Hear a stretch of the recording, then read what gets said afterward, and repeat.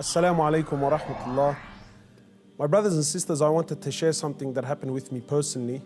Not too long ago, I went to visit a friend of mine whose mother was dying of cancer. She had been battling cancer for about 5 years, and news came to me that she was on her last days.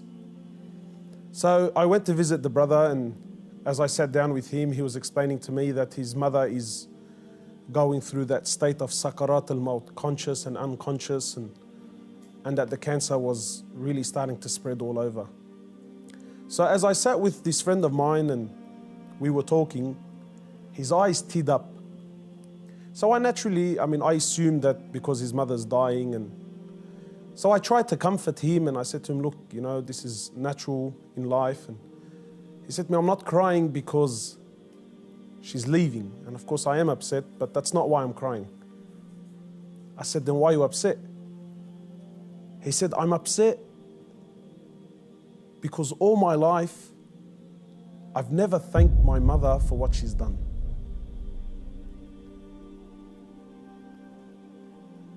And honestly, I can't explain what happened to me when he said these words, He said, all my life, I've never once in my life said thank you to my mum.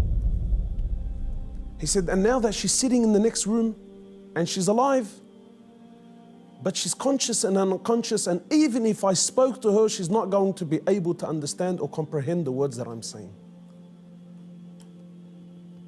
And wallahi, my brothers and sisters, this really affected me.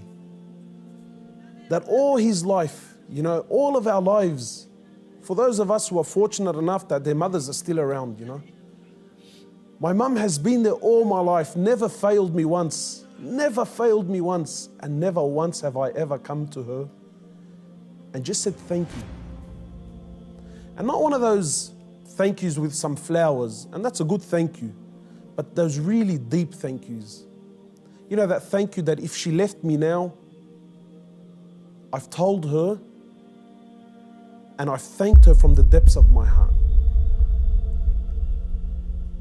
Wallahi, my brothers and sisters, I haven't been able to forget this. That when was the last time you thanked your mother? When was the last time you showed your mother genuine appreciation for everything that she's ever done?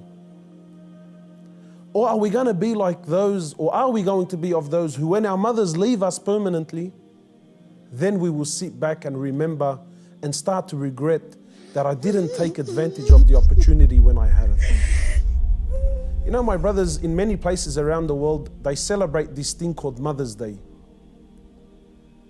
And it breaks my heart because in Islam, in truth, Mother's Day is every day. We don't single out one day of the year to say, oh, Mum, look, I remembered you today. But rather, we're ordered by Allah and His Prophet, more or less, to remember our mothers on a daily basis. A man came to the Prophet of Allah and he says to him, O Prophet of Allah, and many of us get this hadith wrong. He says, O Prophet of Allah, who is most deserving of my kind treatment? He says to him, your mother. He says, then whom? He said to him, your mother. He said to him, then whom? He said to him, your mother. He said, then whom? He said, then your father. Many of us, we interpret this to be love, that my mother is most deserving of my love. No, the person that is most deserving of your kind treatment, of your money, of your health, of everything that you possess, the person that is most deserving of this more than anyone, above all, is your mother, then your mother, then your mother, and then your father. My brothers and sisters, in short, many of us, we still have our mothers. Wallahi, do not be of the losers who wait until our mothers leave us permanently, only then to wish and to regret and say, I wish I can go back and thank my mother. If your mother is still around, run. By Allah, run to her and thank her for everything that she's done. We ask Allah subhanahu wa ta'ala to make us of those who have the best relationship with their mothers, and we ask Allah subhanahu wa ta'ala to give them Jannah.